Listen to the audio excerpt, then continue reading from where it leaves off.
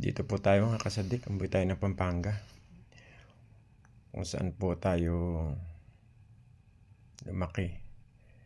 Ito sa lugar na to. Ito po yung Barangay Tinejero, Candabo, Pampanga.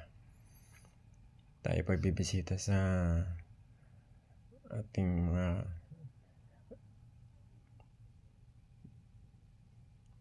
kamag-anak. Pagkat sa Cavite na po tayo nakatira kasi ngayon mga kasadik. Pasyalan tayo sa kanila. Bali, itong lakad po namin na ito kaya kami napauwi dahil sa death anniversary ng aming Lola Inda. Ito po yung Barangay Tinejero, nakapasok na tayo.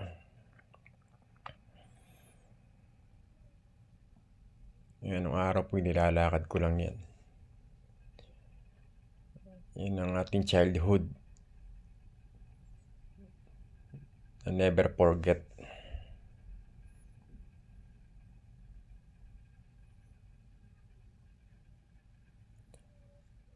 Malaki na rin ang pinagbago. Pag matagal ka nang hindi nakaka-uwi, hindi naglalakihan na yung mga bahay. Yung iba, halos hindi mo na kilala eh. Yan yung barangay hall nila at saka elementary school saan tayo nag-aral. Yung ating childhood. Experience na hindi naman yung gasolinahan na dito. Yan, medyo malapit na tayo sa bahay ng pinsan ko. Ito yung papasok dun sa dating bahay namin. Yung amin tinatambayan.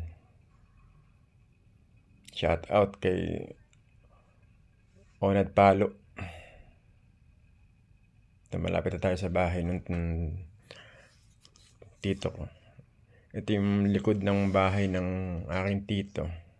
Aking mama. Sa Pampanga ni mama. Yan naman yung kanyang plaisdaan dito sa likod.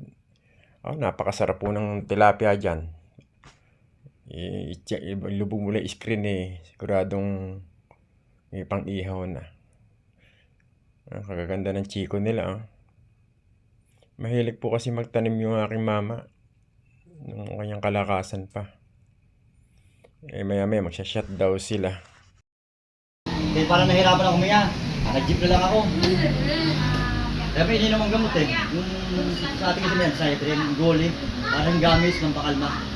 Tapos tea, pampaka-relax din. Kaya hindi na kabirang-bira na ako yung kakapi. Nakadaling ako.